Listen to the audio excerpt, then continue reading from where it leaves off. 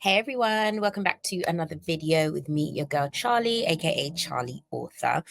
This one is going to be a quick one, we hope. We always say that and then stuff happens and it's not a quick one. Anywho, this one is going to be a relatively quick one about the books that I've read halfway through the year. So we're currently in June while this is being filmed, and I'm going to have a quick rundown of what I've read so far.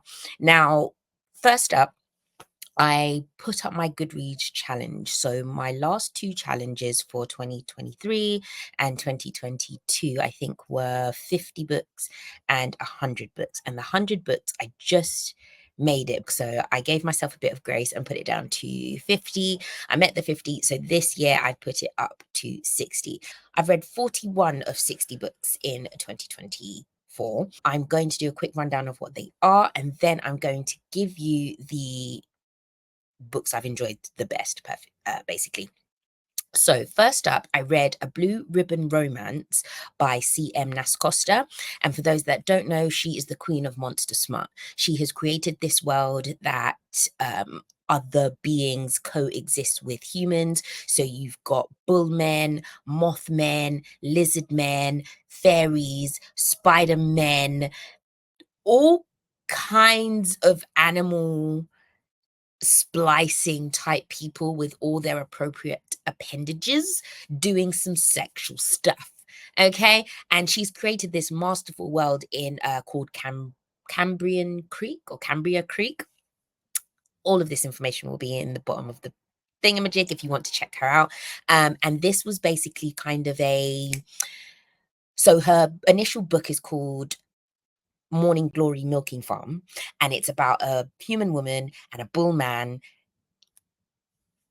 doing the stuff, and this is the book from his point of view. So I definitely wanted to check that out because Morning Glory was definitely one of the funnier sides of smut that I really did enjoy. It was sweet, it had happily ever after, even though it was such a weird fucking setting, but it was great.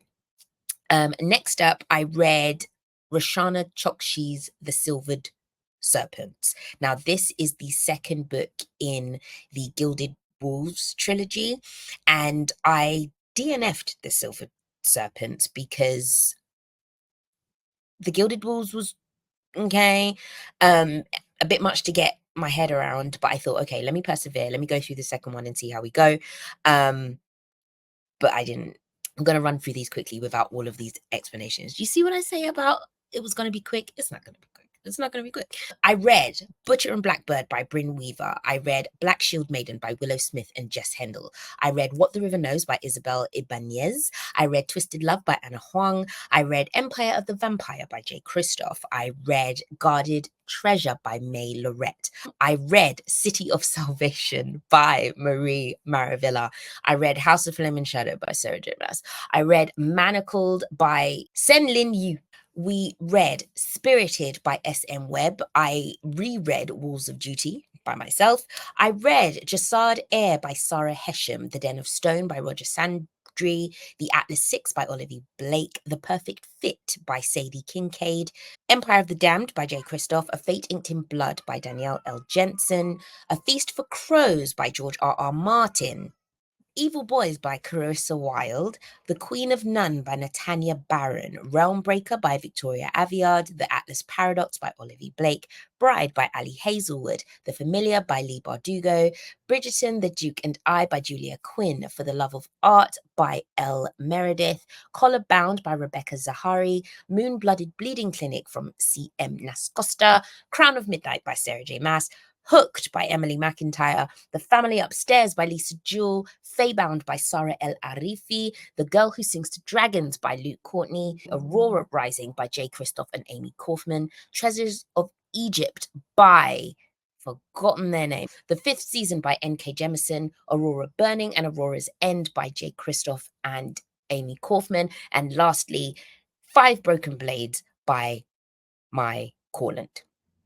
Those are our 41 books of 60. So we have obviously got 19 to go. If we're going by my story graph, we've got a lot more to go because they don't count the DNFs. But I'm sorry, I am a person who does count DNFs because if I spent time, energy, brain space to take in these words, I've read it. There is a difference between reading something and finishing something. If I was not able to finish something I was reading, that therein is how I felt about that book. I was reading it, I read it up to where I read it and could not finish.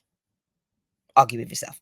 Now, of those 41 books, unfortunately, I haven't had too many top tiers. I've had a few 4 stars, but those 4 stars have kind of been there's been very few solid 4 stars, if that makes sense. Like it's been more of a really you're a 3.5. But because I can't give halves on Goodreads, let's give it a bit more because 3 isn't, I liked it more than a 3, if that makes sense. So I'm going to stick to this in terms of the ones that I love and just stick with the 5 stars. And of the 5 stars, first up, which I am very, very happy to say, is an indie. So The Girl Who Sings to Dragons is by Luke Courtney, an indie author and a friend. And this is not a bias review at all. The Girl Who Sings to Dragons is a phenomenal, epic fantasy. Again, written by my friend Luke Courtney. I was lucky enough to be a beta reader for this book many moons ago, and it was finally released this year. And it is such an incredible story about two heirs from two shattered kingdoms who are basically meant to marry in a political alliance. Both know about this marriage and what they're expected to do, but neither party have met each other. And it's just an amalgamation and a wonderful mesh of true epic old school fantasy in a way that we have been missing, I think, from the general public sphere. Don't get me wrong, there is so much man fantasy around. Like you've got your Joe Abercrombie, you've got your John Gwynne, like there are, Brandon Sanderson. You've got people out there writing, but these are people who have kind of been in the game for a long, long, long, long time. And if you are just finding these people, it's quite difficult to jump in on a series that's like 50 million books long, if you see what I mean. So for me, who would love to be a part of those worlds, but not really sure where to begin, Luke kind of fits into that slot where you can start from the beginning, know that it's going to be epic, and really live your truly best epic fantasy life. That was a 5 star for me straight out the gate. I thoroughly enjoyed it. So much was added to it, from the beta to the release, and I implore everybody to go and read that. Next up on what I truly thoroughly enjoyed was Empire of the Damned, so by Jay Kristoff. So as we all know, Jay Kristoff is one of my absolute favorite authors, if not my favorite author, of, alive and kicking right now. Every time he comes out with something, auto buy every edition. Let's go. It's the sequel to last year's Empire of the Vampire. Was it last year or was it the year before? Can't remember. It's the sequel to Empire of the Vampire, and it is just as dark, just as epic, just as intense and emotional as the previous outing. We continue to follow our hero, and Gabriel de Leon, and he's a half vampire, for those who don't know, half vampire, half human, silver saint, warrior of God. He's protecting someone to get the thing of the MacGuffin of the stuff, and it's all the darkness that one like me adores. Okay, like don't get me wrong, I love a bit of smut as much as anybody else. I love a romance. I love an underlying romance, cheeky one in the books, but the darker, the grittier, this just murkier a book can be, bring it on, bring it on. Next up, kind of bias, but The Aurora Cycle, again by Jay Kristoff and Amy Kaufman. Now, this is the first time I'd delved into the world of Jay writing or co-writing with Amy Kaufman, and I didn't know anything about it. It's super YA. It's found family, it's misfits, it's aliens, it's sci-fi, it's space, but I absolutely devoured it. And one of the best things about this was the audio narration. I listened to this on audiobook, and the narrators were just absolutely phenomenal. I cannot commend them more highly for such an amazing job and amazing experience of listening to these individuals. For those that don't know, um, the Aurora Cycle features a squad of Misfit Academy members or Space Academy members who are sucked into a plot of, you know, intergalactic alien species domination type shit. And it's just their back and forth and their romances, and it's just super cute, and not cute in like a fluffy way, but it's just like, oh, like I laughed, I cried. That ending was just, it was just great. And I really, really loved it. And that was just something I really, really, really want. And I haven't been getting it recently. I mean, feel free to let me know about your reading escapades in the comments, but I just haven't been bowled over by anything new. And I'm fully aware that the Aurora cycle isn't new. And a part of that is like, okay, cool.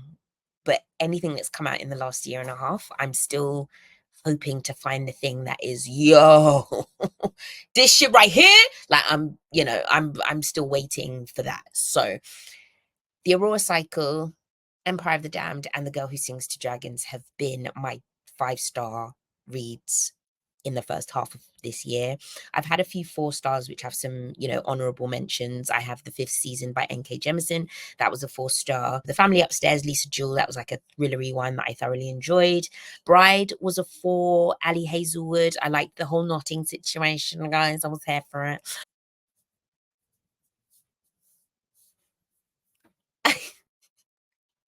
Hello, Dede. You're going to eat with a fork. Is it so yummy? It's yummy pasta. But that is my rundown for the first half of 2024. Let me know if you have read any of them, what you think about the ones you have read. I hope you enjoyed that rundown. Make sure to sign up and subscribe at charlieauthor.com to stay up to date with all of these videos and all the other kind of stuff, all the kind of bookish stuff. Make sure you subscribe, press the little bell button, and let me know what other kind of videos and other things you would like to feature on the channel. You know, just trying to get into what's going on here. So definitely check all those stuff out. I'll have some updates on the website fairly soon. So make sure you check that out and hope you have a good one. And of course,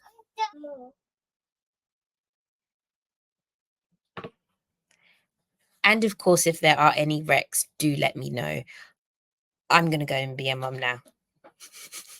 See you later.